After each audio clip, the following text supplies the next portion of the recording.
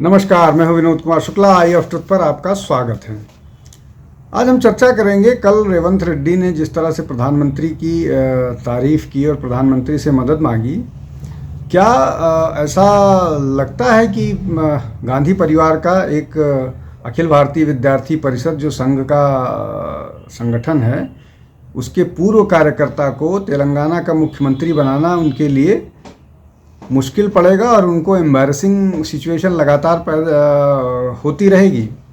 चर्चा करते हैं। कल उन्होंने प्रधानमंत्री के तारीफ में जिस तरह से कसीदे गढ़े और उनसे अपने प्रदेश के विकास के लिए मदद मांगी, उस पर ये सबको मालूम है कि रेवंत रेड्डी अखिल भारतीय विद्यार्थी परिषद के कार्यकर्ता के रूप में उन्होंने अपनी विद्यार्थी जीवन की राजनीति शुरू की।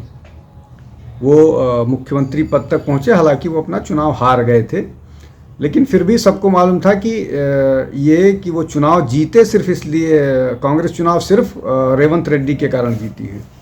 अब वो कह क्या रहे हैं? वो ये कह रहे हैं कि प्रधानमंत्री की उपस्थिति में, अब इसमें एक महत्वपूर्ण बात ये है कि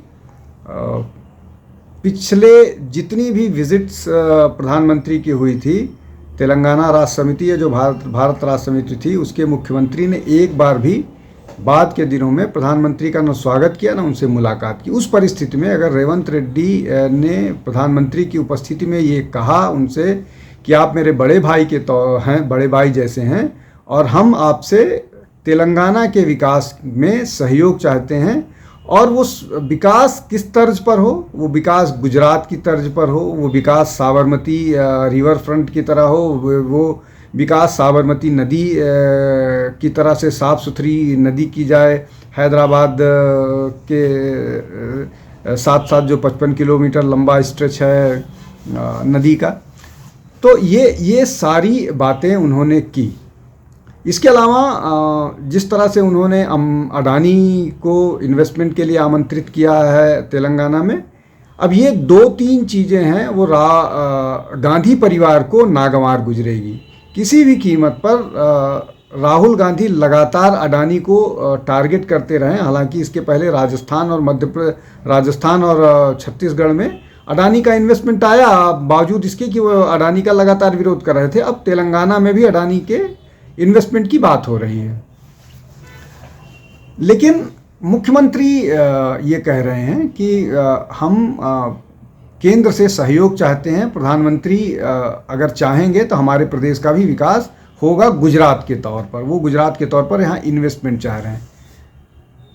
तो ये एक क्या बेहतर राजनेता की स्ट्रेटजी है?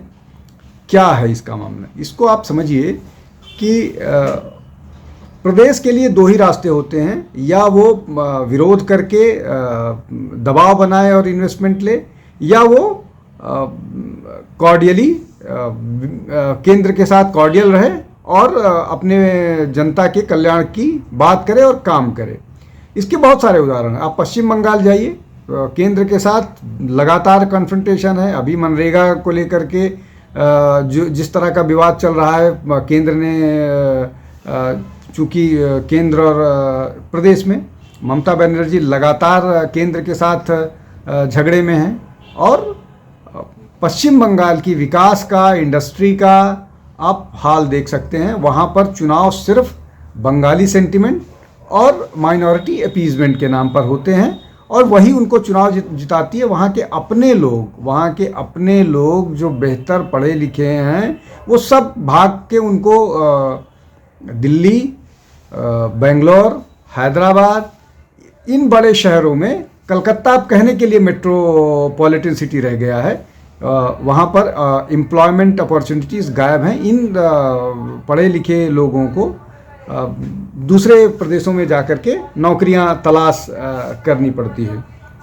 तेलंगाना को अडानी से कोई समस्या नहीं है, गुजरात मॉडल से कोई समस्या नहीं है, और अब जैसा मैंने बताया कि उनका जो अप्रोच है कि वो झगड़ा करें, प्रधानमंत्री से तलखी रखें, उनसे मिलने न जाएं, फंड के लिए लगातार उनके पास मुश्किलें आएँ।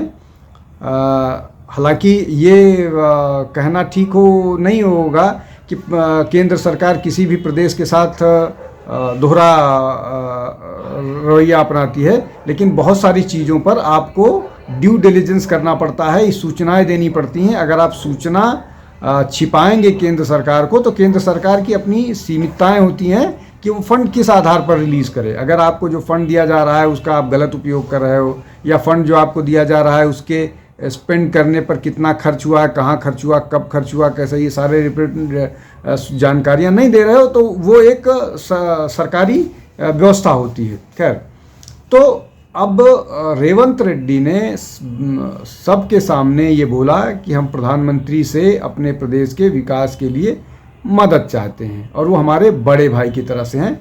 तो उन्होंने पश्चिम बंगाल और उन्होंने तेलंगाना की पूर्ववर्ती सरकार, और उन्होंने तमिलनाडु की सरकार, और उन्होंने वर्तमान की कर्नाटक सरकार की बजाय उन्होंने आंध्र प्रदेश और उड़ीसा मॉडल अपनाया, जहां विपक्ष की सरकार होने के बावजूद वो केंद्र सरकार के साथ तालमेल करके काम करती हैं, जिससे जो केंद्र की योजनाएं हैं और केंद्र से जो उनके सहयोग से प्रदेश का विकास किया जा सकता है, उसमें सहयोग मिले।